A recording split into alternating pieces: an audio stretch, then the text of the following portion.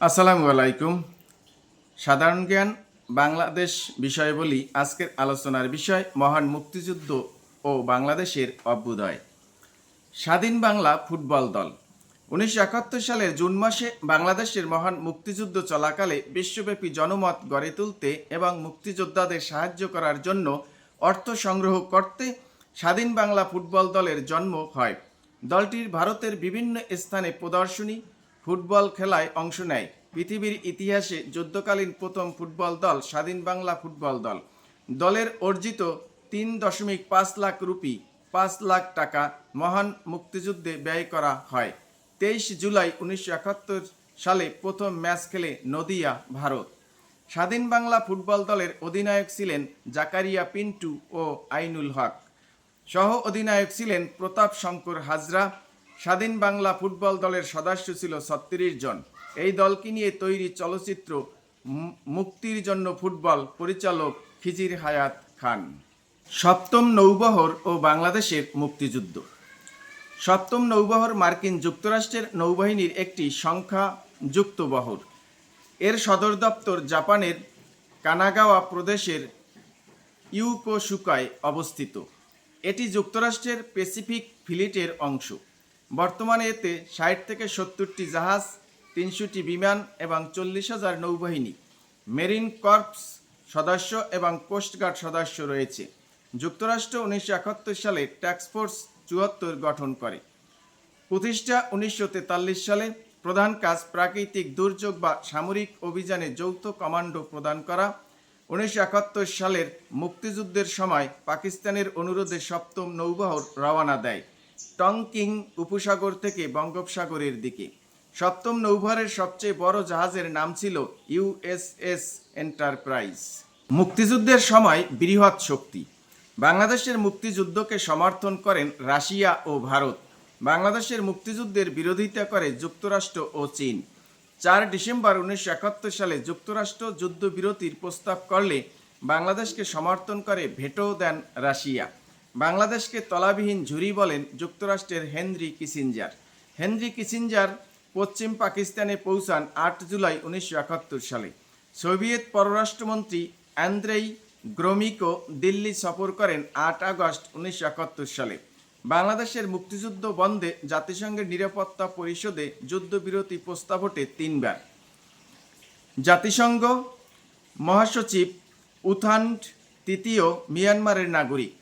ভারত প্রধানমন্ত্রী Indira Gandhi, president VB গিরি বরাহগিরি ভেঙ্কটগিরি, পররাষ্ট্রমন্ত্রী শরণ সিংহ, সেনাপ্রধান শ্যাম মানেকশ, জাতিসংঘে নিযুক্ত স্থায়ী প্রতিনিধি সমর সেন, পশ্চিমবঙ্গের মুখ্যমন্ত্রী Ajoy Mukhopadhyay, Soviet Union, Russia, president Nikolai Podgorny, প্রধানমন্ত্রী অলেক্সেই কোসিগিন, পররাষ্ট্রমন্ত্রী Alexei Gromyko, president Richard Nixon 37তম, যুক্তরাষ্ট্রের প্রেসিডেন্ট রিচার্ড নিক্সন 37তম, নিরাপত্তা বিষয়ক উপদেষ্টা হেনরি কিসিঞ্জার, ঢাকায় নিযুক্ত মার্কিন কনসুলেট আর্চার কে ব্লাড, চীন প্রেসিডেন্ট দং বিশু, প্রধানমন্ত্রী ঝু এনলাইন।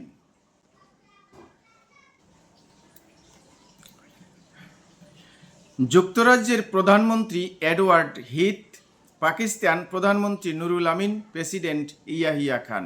বাংলাদেশের মুক্তিযুদ্ধ চলাকালীন সময়ে মার্কিন যুক্তরাষ্ট্রের সেক্রেটারি অফ স্টেট কে ছিলেন? Henry Kissinger.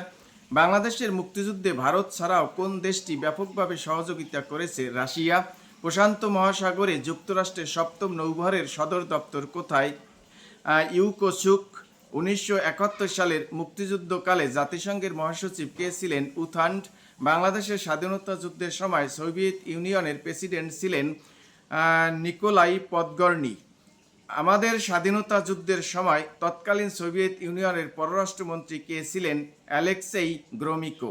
1971 সালে পশ্চিমবঙ্গের মুখ্যমন্ত্রী হিসাবে আমাদের স্বাধীনতা সংগ্রামে সাহায্য করেছিলেন Ajoy Mukhopadhyay. Who was the prime minister of Pakistan during the liberation war of Bangladesh? Nurul Amin. বিখ্যাত ক্র্যাক সদস্যরা মুক্তিযুদ্ধের কোন এলাকায় অপারেশন পরিচালনা করতেন? ঢাকা ও আশেপাশে। 1971 সালে মুক্তিযুদ্ধের সময় জাতিসংঘের কোন দেশ বাংলাদেশের পক্ষে ভেটো প্রদান করেছিল? Union of Soviet socialist Republic. স্বাধীন বাংলা ফুটবল দলের অধিনায়ক কে ছিলেন? জাকারিয়া পিন্টু। জাতিসংঘের ভেটো ক্ষমতা সম্পন্ন কতটি দেশ বাংলাদেশের স্বাধীনতার বিপক্ষে ছিল? 2টি। বাংলাদেশের মুক্তিযুদ্ধের সময়ে কোন তারিখে ভারত পাকিস্তানের বিরুদ্ধে আনুষ্ঠানিক যুদ্ধ ঘোষণা করে? 3 ডিসেম্বর 1971 খ্রিস্টাব্দে। যৌথ বাহিনী। যৌথ বাহিনী গঠিত হয় 21 নভেম্বর 1971 সালে, যার সমন্বয়ে গঠিত বাংলাদেশের মুক্তিবাহিনী ও ভারতের মিত্রবাহিনী। যৌথ বাহিনীর প্রধান ছিলেন জগজিৎ সিং অরোরা। ভারতের আঞ্চলিক বাহিনীর প্রধান ছিলেন জগজিৎ সিং অরোরা। বাংলাদেশের সশস্ত্র বাহিনী দিবস 21 নভেম্বর। ভারতের সৈন্য বাংলাদেশে থেকে ভারতে প্রত্যাবর্তন শুরু হয় 12 মার্চ 1972 সালে। ভারতীয় সকল সৈন্য বাংলাদেশ থেকে প্রত্যাহার শেষ হয় 17 মার্চ 1972 সালে। পাকিস্তান বিমান বাহিনী ভারতের বিমান ঘাঁটিতে হামলা চালালে সেদিনই তৎকালীন ভারতের প্রধানমন্ত্রী ইন্দিরা গান্ধী পাকিস্তানের বিরুদ্ধে যুদ্ধ ঘোষণা করেন 3 ডিসেম্বর 1971 সালে। মুক্তিযুদ্ধকালীন সময় নিরপেক্ষ স্থান বা নো ওয়ার জোন ছিল হোটেল ইন্টারকন্টিনেন্টাল। 71-এর শহীদ বুদ্ধিজীবী। পাকিস্তান হানাদার বাহিনী ও তাদের মিত্র আল বদর বাহিনী বাঙালির তৎকালীন শ্রেষ্ঠ সন্তান বুদ্ধিজীবীদের হত্যা করেন 10 থেকে 14 ডিসেম্বর 1971 সালে। বুদ্ধিজীবী হত্যাকাণ্ডের পরিকল্পনাকারী মেজর জেনারেল রাউফরমান আলী। প্রতি বছর শহীদ বুদ্ধিজীবী দিবস পালিত হয় 14 ডিসেম্বর। বুদ্ধিজীবীদের বেশিরভাগকেই হত্যা করা হয় রায়ের বাজার বধ্যভূমিতে। সেলিনা পারভিন যে পত্রিকায় কাজ করতেন শিলালিপি।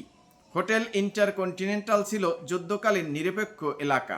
ঢাকা বিশ্ববিদ্যালয়ের দর্শন বিভাগের অধ্যাপক ছিলেন গোবিন্দ্রচন্দ্র দেব, জিসি দেব। পেশা অনুযায়ী শহীদ বুদ্ধিজীবীদের সংখ্যা: শিক্ষাবিদ 911 জন, চিকিৎসক 49 জন, ঢাবি শিক্ষক 19 জন, সাংবাদিক 13 জন, প্রকৌশলী 5 জন, সাহিত্য শিল্পী ও অন্যান্য 11 জন। উল্লেখযোগ্য শহীদ বুদ্ধিজীবী: ডক্টর ফজলে রাব্বি, ডক্টর আলিম চৌধুরী, দার্শনিক জিসি দেব, সুরকার আলতাফ মাহমুদ, রাজনীতিবিদ ধীরেন্দ্রনাথ দত্ত, শহীদুল্লাহ কায়সার, সাহিত্যিক মুনির চৌধুরী, সাহিত্যিক আনোয়ার পাশা, জ্যোতির্ময় গুহ ঠাকুরতা, সাংবাদিক সেলিনা পারভিন, মোফাজ্জল হায়দার চৌধুরী, ডক্টর সিরাজুল ইসলাম। বিজয় দিবস 1971 সালের 16 ডিসেম্বর 1378 বঙ্গাব্দ, রোজ বৃহস্পতিবার বেলা 4:31 2 জন আত্মসমর্পণের দলিলে স্বাক্ষর করে রেসকোর্স ময়দানে, বর্তমান নাম সোহরাওয়ার্দী উদ্যান। নিয়াজি আত্মসমর্পণের জন্য যোগাযোগ করেন মার্কিন দূতাবাসে। আত্মসমর্পণ দলিলের শিরোনাম ছিল ইনস্ট্রুমেন্ট অব সারেন্ডার। পাকিস্তানের পক্ষে দলিল স্বাক্ষর করে পাকিস্তানের পূর্বাঞ্চলের commander lieutenant general Amir Abdullah Khan Niazi, MAG Niazi. বাংলাদেশের পক্ষে স্বাক্ষর করেন ভারতের পূর্বাঞ্চলের commander lieutenant general Jagjit Singh Aurora. বাংলাদেশের পক্ষে উপস্থিত থেকে প্রতিনিধিত্ব করেন গ্রুপ ক্যাপ্টেন AK খন্দকার। আত্মসমর্পণ অনুষ্ঠানে উপস্থিত ছিলেন না জেনারেল MAG ওসমানী, তিনি সিলেট ছিলেন। আত্মসমর্পণকারী প্রথম পাকিস্তানি মেজর জেনারেল জামশেদ। আত্মসমর্পণ দলিল তৈরি করেন রাফায়েল জ্যাকব। ভারতীয় সৈন্যবাহিনীর পাশাপাশি বাংলাদেশের প্রথম আঞ্চলিক বাহিনী ঢাকায় প্রবেশ করেন কাদেরিয়া বাহিনী।